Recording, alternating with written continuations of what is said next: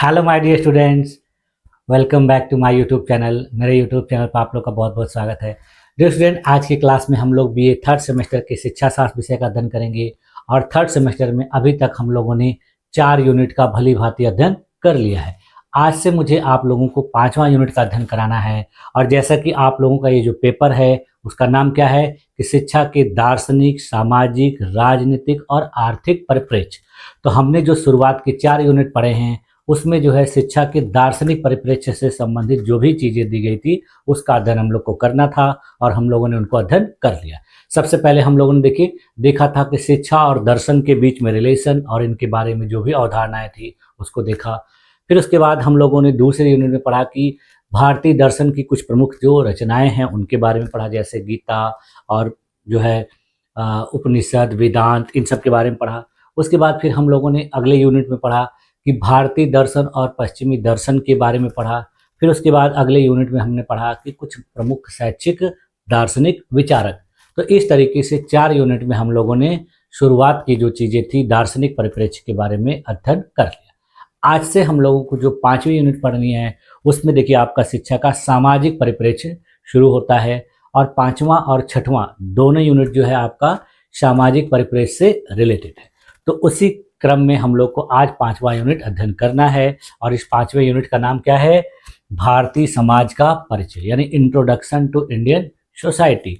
इसमें हम लोग को देखना है कि किस तरीके से भारतीय समाज में जो है शिक्षा का प्रचार प्रसार हुआ, शिक्षा की वजह से समाज में क्या बदलाव हुआ, इन सारी चीज़ों को हम लोग को देखना है। फिर इसी में हम लोग को देखना है कि बहुलवाद क्या होता है, बहुलता क्या होती है। तो इन सारी चीज़ों को आज की क्लास में एक एक करके हम लोग देखेंगे और इस तरीके से हम लोग आपका जो है 8 यूनिट कुछ ही महीनों के अंदर पूरा कराने का प्रयास करेंगे। और मैंने आप लोग से कई बार कहा है कि आप लोगों का ये जो सिलेबस है मैं कोशिश करूँगा कि आपके एग्ज़ाम से पहले पूरा कर दिया जाए। तो चलिए आज की क्लास को शुरू करते हैं और देखते हैं कि शिक्षा का जो सामाजिक परिप्रेक्ष्य है वो किस तरीके से आपके इस पेपर के लिए इम्पॉर्टेंट है और आपको इसमें क्या क्या चीज़ें अध्ययन करनी है जिससे आपके एग्जाम में किसी भी प्रकार का कोई क्वेश्चन छूटेगा। तो चलिए शुरू करते हैं। हाँ, देखिए हम लोग क्या अध्ययन कर रहे हैं, बीए थर्ड सेमेस्टर शिक्षा शास्त्र, ठीक है। इसमें देखिए आपके पेपर का नाम मैंने आप लोग को बताया ही है। पेपर का नाम क्या है कि शिक्षा के दार्शनिक, सामाजिक, राजनीतिक और आर्थिक परिप्रेक्ष्य, यानी शिक्षा का 4 पर्सपेक्टिव हम लोग को पढ़ना है। तो जिसमें से हम लोगों ने एक पर्सपेक्टिव अभी 4 यूनिट में पढ़ा है।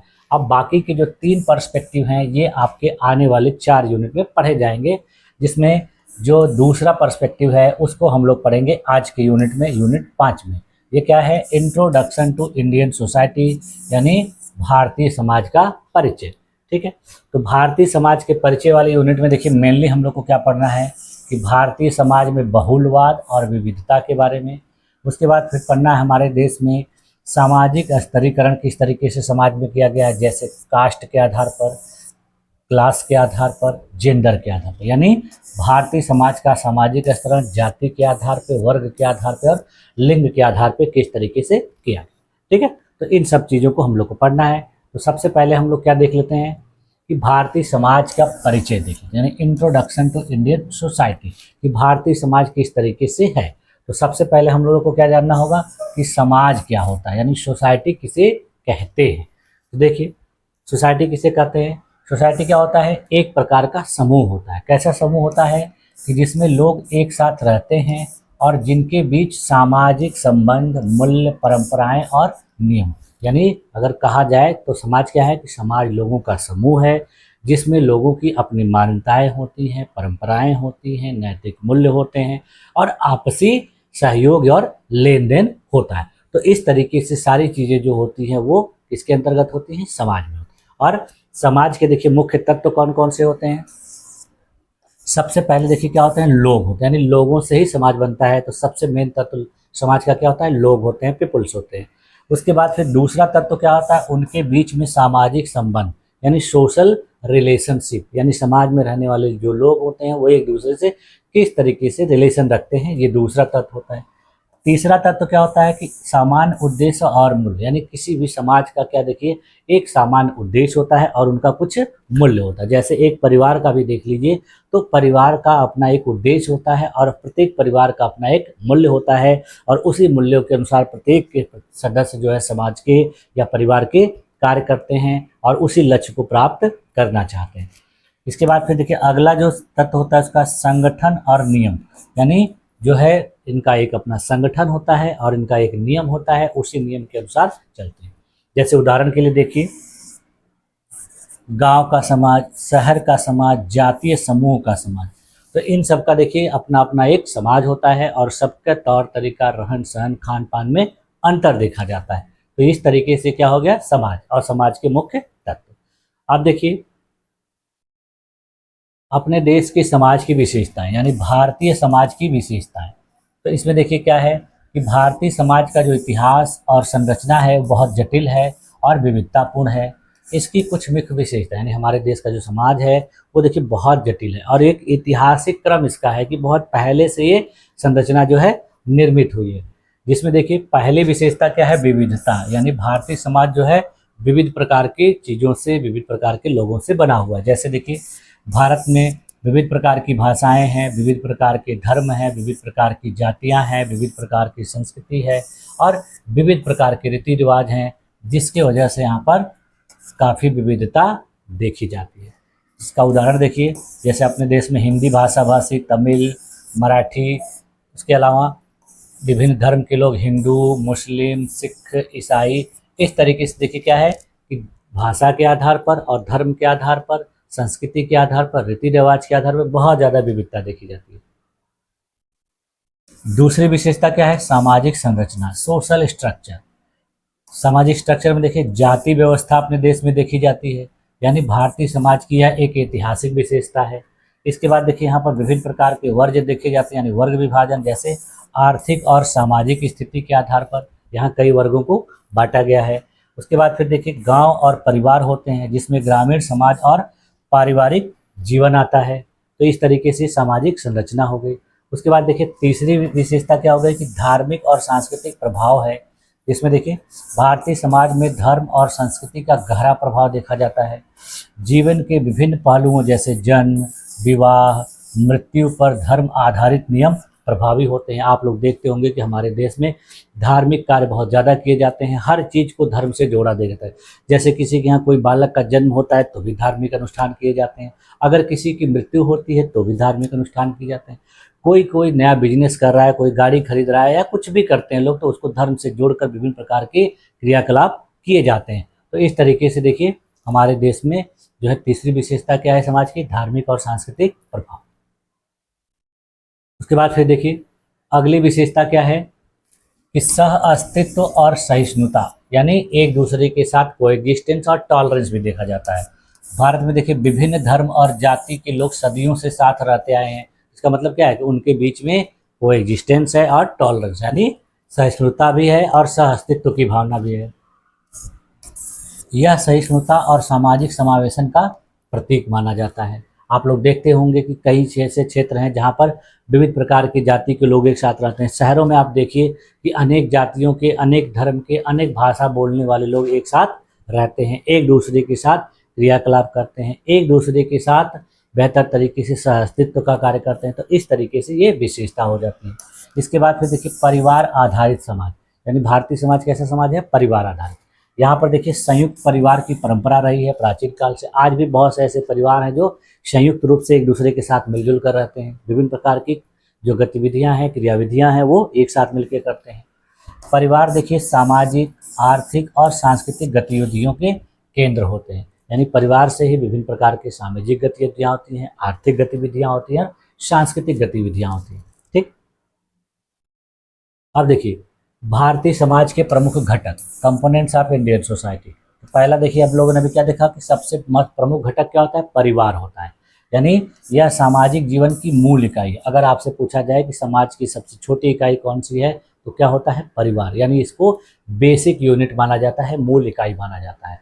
इसका प्रकार देखिए क्या होता है, संयुक्त परिवार और एकल परिवार, यानी परिवार दो प्रकार के होते हैं, संयुक्त परिवार और एकल परिवार। संयुक्त परिवार का मतलब होता है जिसमें एक बड़े परिवार में कई सदस्य एक साथ मिलकर रहते हैं, और एकल परिवार का मतलब होता है कि सब लोग अलग अलग रहते हैं। यदि जैसे मान लीजिए कि एक पिता के 4 पुत्र हैं और चारों पुत्रों का विवाह कर दिया गया, उनके बाल बच्चे हो गए, फिर भी वो सब लोग एक साथ पिता के साथ रह रहे हैं, तो क्या जाए परिवार हो जाएगा, संयुक्त परिवार। लेकिन अगर चारों पुत्र अलग अलग अपने परिवार के साथ, अपने बाल बच्चों के साथ रहते हैं, तो क्या कहा जाएगा, एकल परिवार।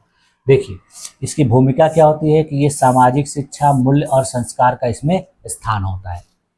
इसके बाद फिर देखिए दूसरा घटक क्या होता है, जाति और वर्ण, यानी कास्ट एंड वर्ण। ऐतिहासिक रूप से देखिए सामाजिक विभाजन का आधार है क्या, जाति और वर्ण। यानी हमारे देश में सामाजिक विभाजन जो हुआ है वो किसके आधार पर हुआ है, जाति और वर्ण के आधार पर।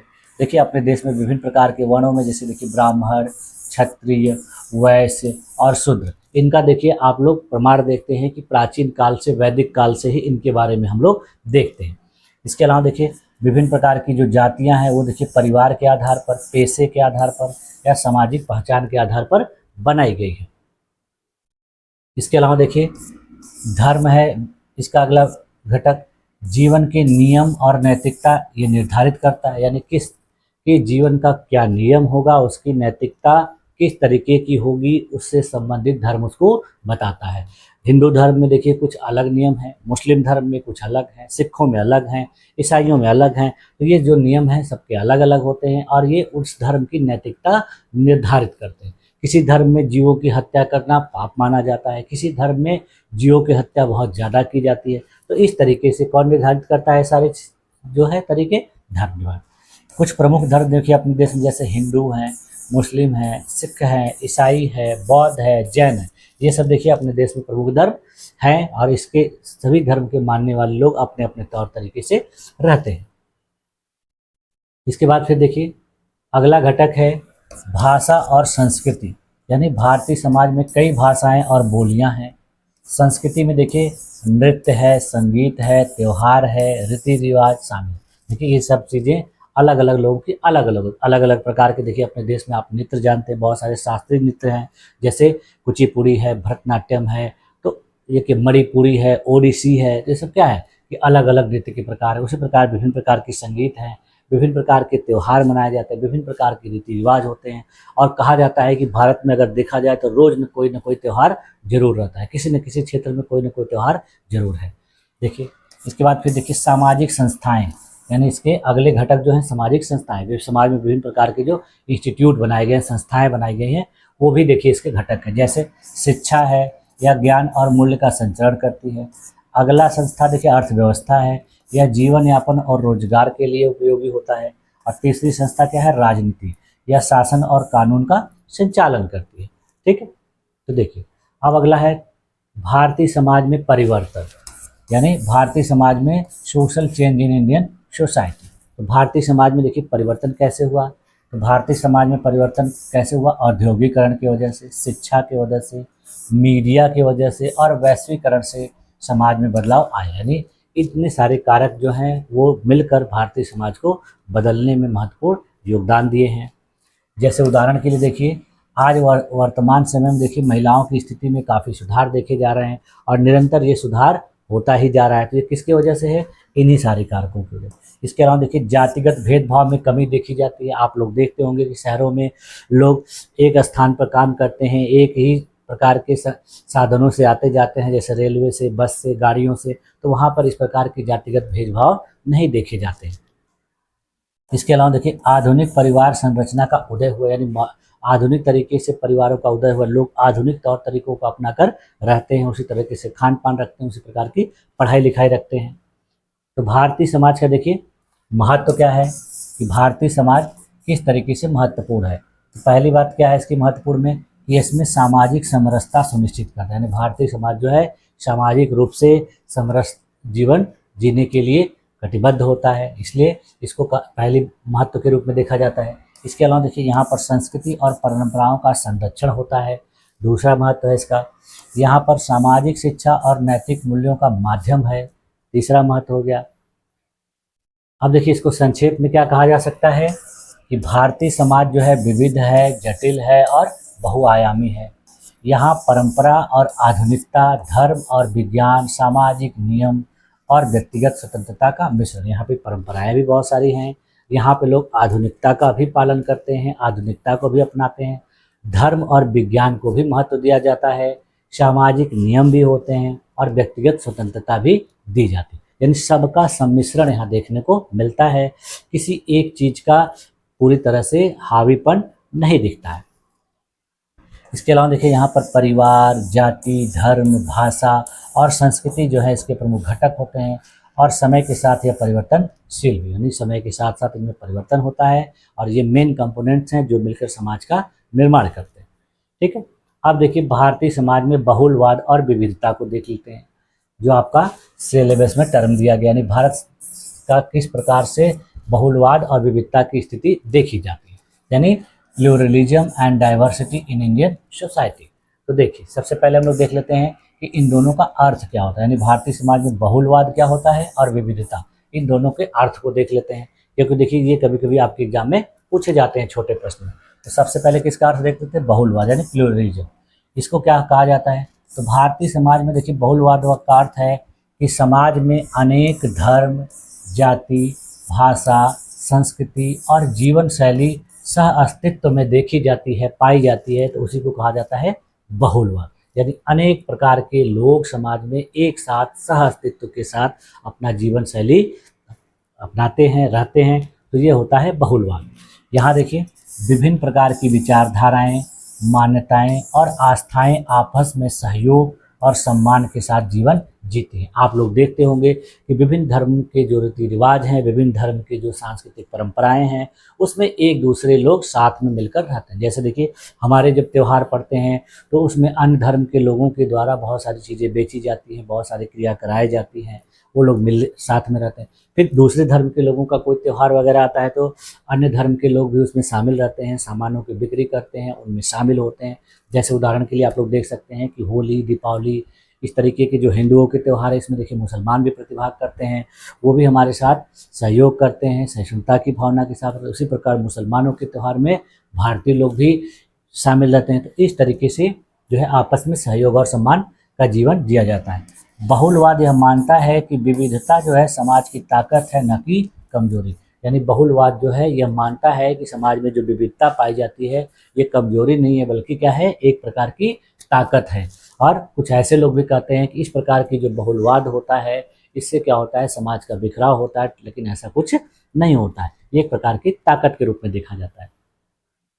अब देखिए अगला जो टर्म है विविधता, डाइवर्सिटी। तो विविधता का मतलब है कि समाज में विभिन्नताओं का होना, यानी समाज में विभिन्न प्रकार की जो अलग अलग तरीके की चीज़ें देखी जाती है उसको क्या कहा जाता है, विविधता या विभिन्नता, डाइवर्सिटी। देखिए भारत में यह विविधता विभिन्न स्तरों पर प्रकट होती है। जैसे देखिए धार्मिक रूप से विविधता, हिंदू, मुस्लिम, सिख, ईसाई, बौद्ध, जैन आदि धर्म। भाषाई विविधता देखी जाती है, भारत में देखिए 22 भाषाओं को आधिकारिक भाषा का दर्जा दिया गया है। उसके अलावा देखिए हजारों और भी बोलियां हैं। सांस्कृतिक विविधता देखी जाती है, जिसमें देखिए विभिन्न प्रकार के पर्व, त्योहार, पोशाक, भोजन इत्यादि की विविधता है। आप भारत के अनेक क्षेत्रों में जाएंगे तो वहाँ के देखिए भोजन के तरीके अलग हैं, वहाँ के पोशाक अलग हैं, वहाँ के लोगों के त्यौहार अलग हैं। तो इस तरीके से कैसा सांस्कृतिक विविधता होती है। जाति और सामाजिक विविधता होती है, विभिन्न प्रकार की जातियाँ, उपजातियाँ और जनजातियाँ अपने देश में देखी जाती हैं। खास करके आप लोग जब किसी ऐसे राज्य में जाएंगे जैसे झारखंड हो गया, उड़ीसा हो गया, मध्य प्रदेश हो गया, छत्तीसगढ़ हो गया, तो इस तरह की जो जाति और सामाजिक विविधता आपको बहुत ज़्यादा देखने को मिलती है। अब देखिए भारतीय समाज में ये बहुलवाद और विविधता क्यों है, इसका क्या कारण है, बहुलवाद और विविधता के कारण। तो देखिए पहला कारण क्या है कि भूगोल और ऐतिहासिक कारण, यानी भारतीय भौगोलिक स्थिति और कुछ ऐतिहासिक कारणों की वजह से अपने देश में बहुलवाद और विविधता देखने को मिलती है। भारत का जो विशाल क्षेत्र है वो देखिए भौगोलिक विविधता के रूप में अलग अलग संस्कृतियों के विकास का कारण बना है। इसके अलावा देखिए ऐतिहासिक रूप से विभिन्न प्रकार के जो अपने देश पर आक्रमण हुए, बहुत से व्यापारी लोग अपने देश में आए, जिसके वजह से देखिए विभिन्न प्रकार के आक्रमण, वाणिज्य और प्रवासन ने समाज को मिश्रित किया, यानी बहुत से लोगों ने प्रवास किया भारत में, बहुत से विदेशी व्यापारी आए, बहुत से आक्रमणकारी आए, तो कुछ लोग यहीं पर आकर रह गए और कुछ लोग यहाँ से किसी दूसरे देश में गए। तो इस तरीके से क्या हुआ, कि अपने देश में ऐतिहासिक कारणों से भी बहुलवाद विविधता देखी जाती है। इसके अलावा देखिए धार्मिक और सांस्कृतिक कारण भी हैं, जिसमें देखिए कि भारत में प्राचीन काल से अनेक धर्म और आस्था करते आए हैं, जिसके वजह से भी अपने देश में बहुलवाद और विविधता देखिए विभिन्न प्रकार के धर्म के लोग अपने देश में आए, अपने देश से लोग दूसरे धर्म के देशों में गए, तो इस तरीके से क्या हुआ कि ये भी विविधवाद और बहुलता का कारण है। इसके बाद फिर देखिए जैसे उदाहरण में कि हिंदू धर्म के साथ बौद्ध, जैन, सिख धर्मों का भी अस्तित्व देखने को मिलता है, यानी हिंदू धर्म से ही ये धर्म अपने देश में उत्पन्न हुए हैं, तो इनमें आपस में बहुत सी ऐसी चीज़ें हैं जिसमें सह अस्तित्व देखने को मिलता है। इसके बाद फिर तीसरा कारण क्या है कि भाषाई और भाषाई आंचलिक कारण, इसके वजह से भी जो है बहुलवाद विविधता देखी जाती है। जैसे देखिए भारत के विभिन्न क्षेत्रों में अलग अलग भाषाएं और बोलियां हैं। भाषाई विविधता ने स्थानीय संस्कृति और परंपराओं को मजबूत किया है। आप जाके देखेंगे कि बहुत से ऐसे राज्य हैं जहाँ की अपनी स्थानीय भाषाएं हैं, स्थानीय रहन सहन, पोशाक हैं, तो इसके वजह से वहाँ जो है बहुलवाद विविधता देखने को मिलती है। इसके अलावा देखिए सामाजिक और जातीय कारण भी हैं बहुलवाद विविधता के।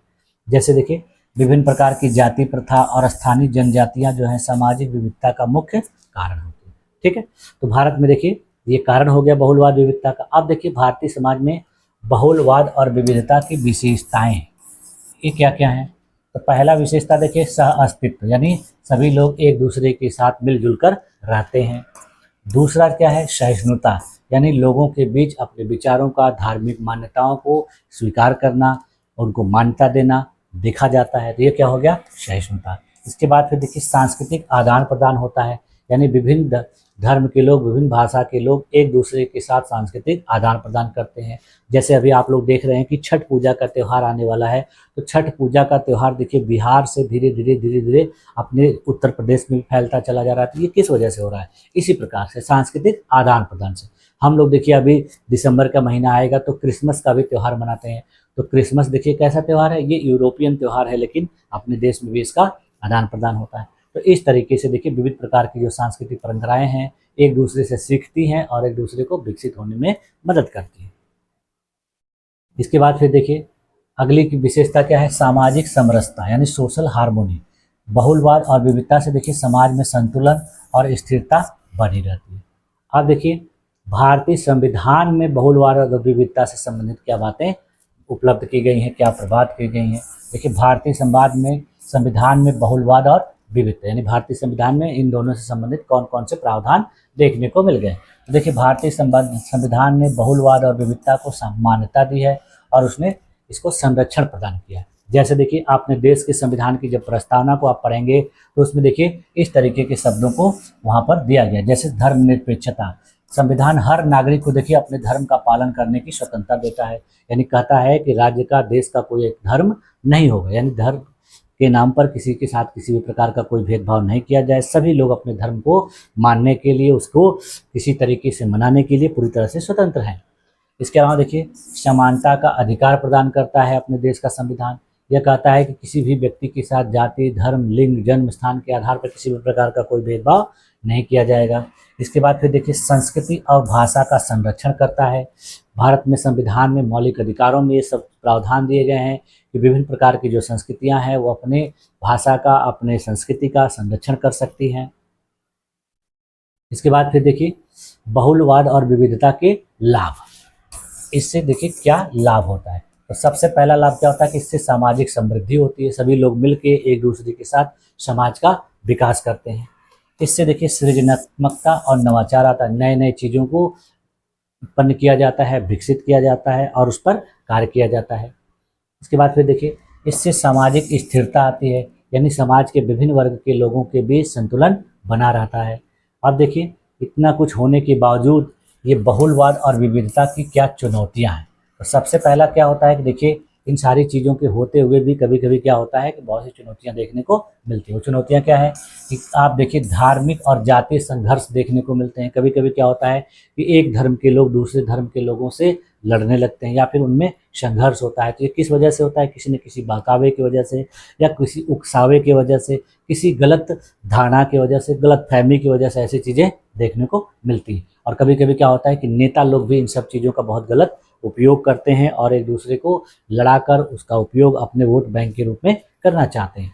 इसके बाद फिर देखिए कभी कभी भाषाई असंतुलन भी होता है। कभी कभी भाषा के आधार पर देखिए संघर्ष देखने को मिलता है। जैसे अभी देखा जा रहा है, देखिए अपने देश की जो है राष्ट्रभाषा किसी एक भाषा को नहीं बनाया जा सका। इसका कारण क्या है कि हिंदी को उत्तर भारतीय राज्यों में तो एक्सेप्ट किया जाता है, लेकिन दक्षिण भारतीय लोगों के द्वारा इसको मातृभाषा के रूप में, राष्ट्रभाषा के रूप में एक्सेप्ट नहीं किया जाता। तो इसकी वजह से देखिए क्या हो जाता है कि भाषाई असंतुलन देखने को मिलता है। सांस्कृतिक टकराव भी होता है। कभी कभी देखिए दो धर्म के लोगों के, दो जाति के लोगों के या दो वर्ग के लोगों के कभी कभी रीति रिवाज, रहन सहन, खान पान में टकराव भी देखने को मिलता है। अब देखिए इसका निष्कर्ष क्या निकल के आ रहा है कि भारतीय समाज में जो बहुलवाद और विविधता है उसकी सबसे बड़ी विशेषता है, यानी हमारे देश की ये विशेषता के रूप में देखा जाता है। और यह समाज को सामाजिक, सांस्कृतिक और आर्थिक रूप से समृद्ध बनाती है। विविधता से उत्पन्न चुनौतियों का सामना सहिष्णुता, संवाद और समानता के सिद्धांतों के माध्यम से किया जा सकता है। तो संक्षेप में देखिए इसको कैसे बता सकते हैं हम कि भारतीय समाज जो है बहुलता और विविधता का संगम है, जो इसे एक जीवंत और समृद्ध राष्ट्र बनाता है। यानी इन सब चीज़ों के मिलकर ही अपने देश को समृद्धि प्राप्त हुई है और भारत एक विकसित राष्ट्र की पथ पर हमेशा निरंतर आगे की तरफ चलता चला जा रहा है। तो ये सब कैसे हुआ है? इसी के वजह से। ठीक, अब देखिए आपका जो अगला टॉपिक है कि भारतीय समाज का स्तरीकरण, यानी social stratification of Indian society, जिसमें जाति, वर्ग और लिंग के आधार पर। तो देखिए भारतीय समाज में सामाजिक स्तरीकरण का क्या अर्थ होता है? सोशल स्ट्रैटिफिकेशन का अर्थ देख लेते हैं। तो देखिए सामाजिक स्तरीकरण का मतलब है कि समाज में व्यक्तियों और समूहों का सामाजिक रूप से अलग अलग स्तरों में विभाजन, यानी अपने देश के समाज में लोगों का और समूहों का क्या किया जाए कि सामाजिक स्तर से या सामाजिक रूप से अलग अलग विभाजित कर दिया जाए।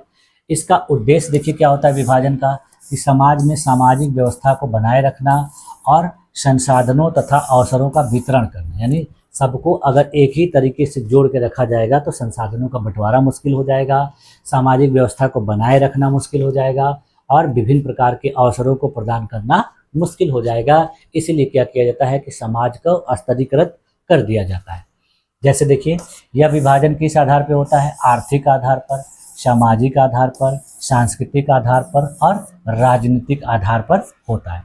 तो भारतीय समाज में देखिए सामाजिक स्तरण मुख्यतः जो देखने को मिलता है वो जाति के आधार पे, वर्ग के आधार पर और लिंग के आधार, इन तीनों ही आधार पर अपने देश में सामाजिक स्तरीकरण देखने को मिलता है।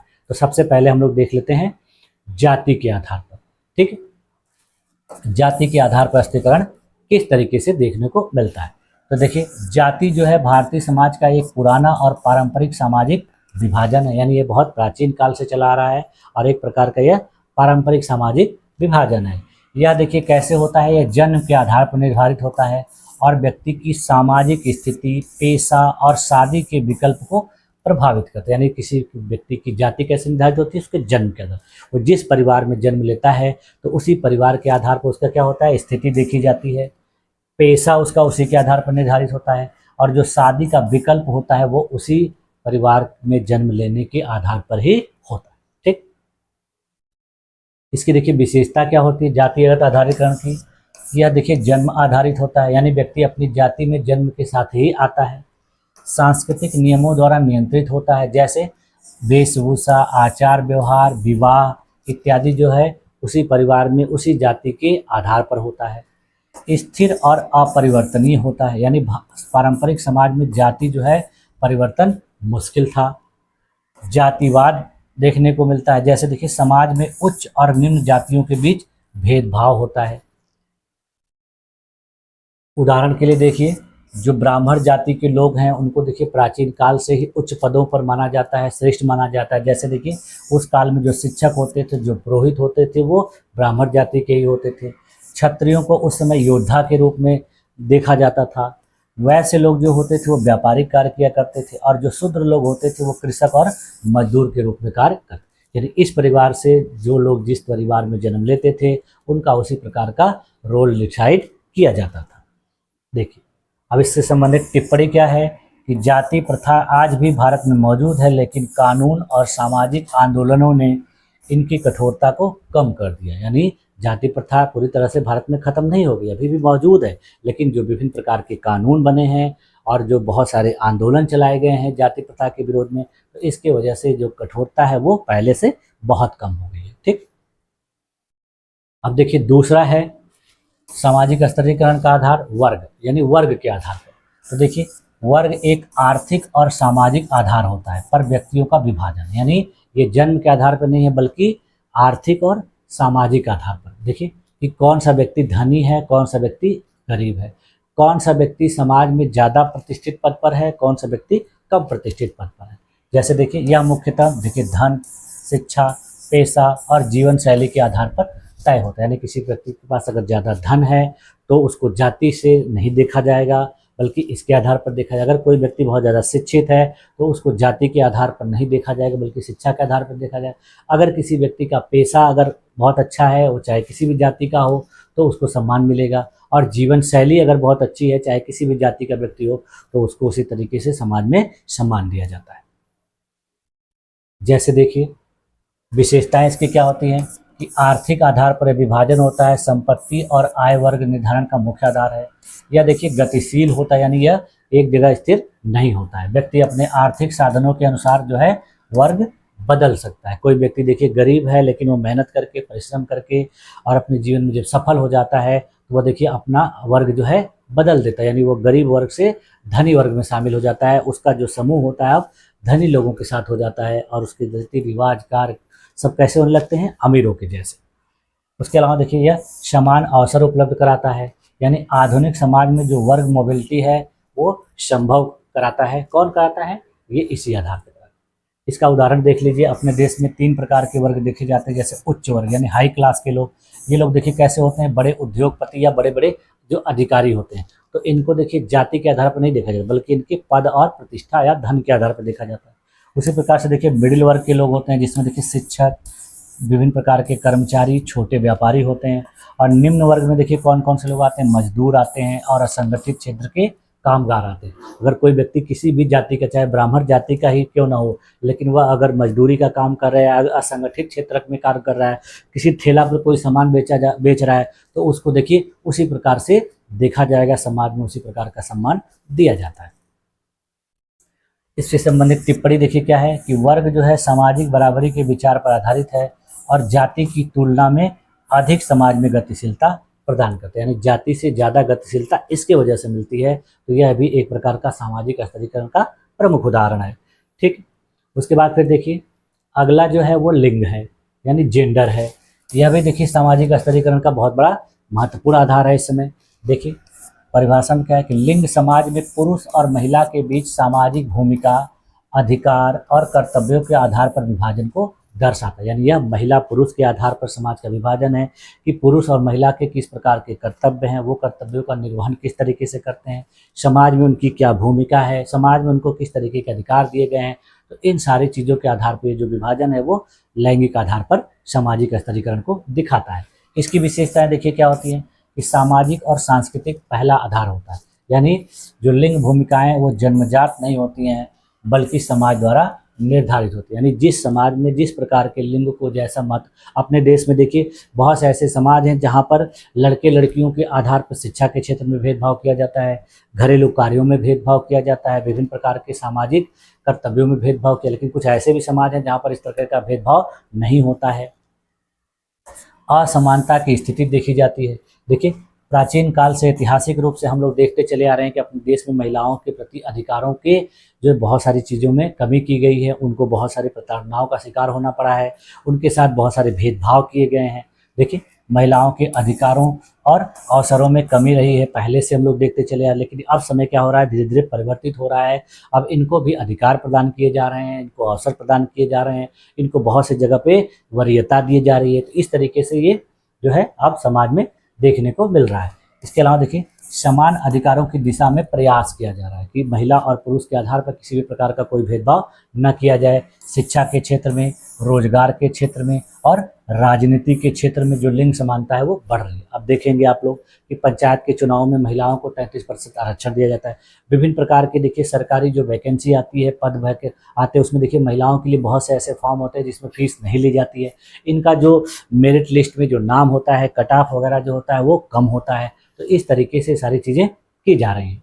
उदाहरण के लिए देखिए कि पुरुष जो है वो पारंपरिक रूप से परिवार को कमाने वाले और समाज में निर्णय लेने वाला माना जाता है। देखिए बहुत से समाज में माना जाता है कि पुरुष ही परिवार में कमा कर लाएगा और जो भी डिसीजन लेना होगा वो लेगा। लेकिन कुछ ऐसे भी समाज है जहाँ पर निर्णय जो लिया जाता है महिला और पुरुष दोनों के द्वारा मिलकर लिए। बहुत से ऐसे समाज है जो पितृसत्तात्मक समाज है, लेकिन बहुत से ऐसे समाज देखने को मिलेंगे जहाँ मातृसत्तात्मक देखने को मिलेगा। आजकल आप लोग देख रहे हैं कि सरकार के द्वारा जो राशन कार्ड बनाया जाता है वो देखिए घर के पुरुष के नाम पर न बल्कि महिला के नाम पर बनाया जाता है। तो इस प्रकार से ये लैंगिक समानता को दिखाने के लिए किया गया है, लैंगिक समानता को प्रसारित करने के लिए किया गया है कि लिंग के आधार पर किसी भी प्रकार का भेदभाव न किया जाए।